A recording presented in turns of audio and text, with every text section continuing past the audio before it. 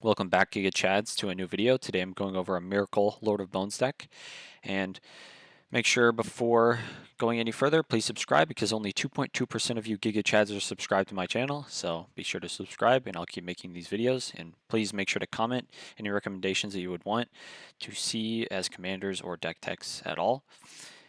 And so we'll jump right into Myrkul, who has 4 colorless, 1 white, 1 black, and 1 green to cast, and it reads, as long as your life total is less than or equal to half your starting life total, Myrkul, Lord of Bones, has indestructible. Whenever another non-token creature you control dies, you may exile it. If you do, create a token that's a copy of that card, except it's an enchantment and loses all of the card types. So we're going to take advantage of this ability, much like a Marin deck that we've seen before, which has a very unforeseen combo that you may have never seen before, hopefully. So let's jump right into some of the major Stax pieces, and we're only going to include a few of them in this video, but if you check out the deck list below, you can see more. First, we have Thalia to prevent our opponents from casting non-creature spells, hopefully. It has first strike, and non-creature spells cost 1 more to cast. And then we have Dauthi Voidwalker, which synergizes with Myrkul. As Shadow, if a card would be put into an opponent's graveyard from anywhere, instead exile it with a void counter on it, and then you can tap it to sacrifice it to choose an exiled card an opponent owns with a void counter on it, and you may play this card without paying its mana cost. So if we have Myrkul out, and then we sacrifice Dauthi, we can choose to exile it, and it'll come back onto the field as an enchantment with the same ability. Then we also have Deafening Silence to prevent each player from casting more than one non-creature spell each turn. This is beneficial to slow down our opponents, and it may cause us a little problem in the end, but it is well worth the pain if we're going to endure the rest of the game. And here are some of our ramp. We have Priest of Titania to tap to add green for each elf on the battlefield. This includes our opponents, and we have a bunch of elves in this deck because we need the mana dork ramp. Then we have Carpet of Flowers to add X mana of 1 color to our mana pool, where X is the number of islands target opponent controls. So in CEDH, this is very important to be able to ramp up based on our opponent's islands, and this works well. It has saved me a million times in a million different decks, and it is very beneficial. Then we have Mana Vault to get that to get 3 out of the 4 colorless mana that we need to cast Myrkul, so it's very beneficial and a great ramp spell in this deck. Now we have some of our card draw. We have Runic Armosaur, Dark Confidant, and Esper Sentinel.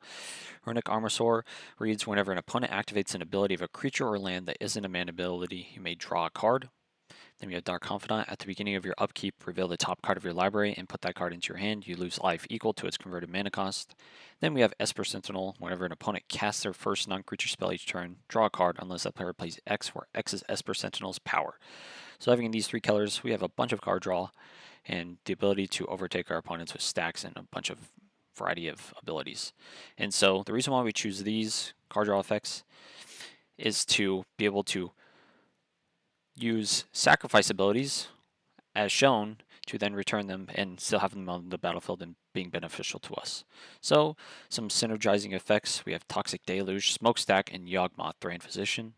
The reason why we have Toxic Deluge is to board wipe our opponents and us, because we don't care, because we're going to, if we have Myrkul out, we will return all of our mana dorks and all of our creatures to the battlefield. And I mean, you have to be careful with Toxic Deluge, because if you go higher than 5, Myrkul will die even if it has Indestructible. But most likely we will go less than that and just wipe our opponent's measly little creatures, because usually in CDH you don't have a huge amount of board presence. I mean, if there is, you can just wipe it anyways. It's not that big of a deal. And then we have Smokestack. At the beginning of your upkeep, you may put a soot counter on Smokestack. At the beginning of each player's upkeep, that player sacrifices a permanent for each soot counter on Smokestack. So tokens are permanents. So if we are sacrificing our mana dorks, if Myrkul is out as well, we sacrifice it, it exiles, it comes back as an enchantment.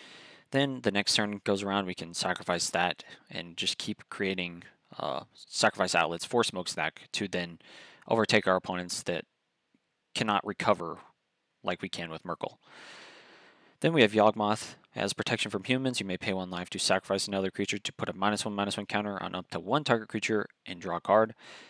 And then you can pay black to discard a card and proliferate. So you can proliferate putting stuff on Smokestack. I mean, it works a million ways. And then you can sacrifice your mana dorks to get draw effects and then return them onto the battlefield with Myrkul. And then you can also put those -1/-1 counters on your opponent's creatures to board wipe them as well. Next, we have one of our favorite cards in this deck, which is Skull Clamp. The reason being is if we have Myrkul out and we're in late game and we don't really have any card draw effects out, we can then sacrifice our mana dorks and return them to the battlefield, which will then tap almost instantly because they don't have summoning sickness, and then you still have your mana and you still have your draw cards from Skull Clamp. Now we have our combo finisher, which is very unsurprisingly Protean Hulk.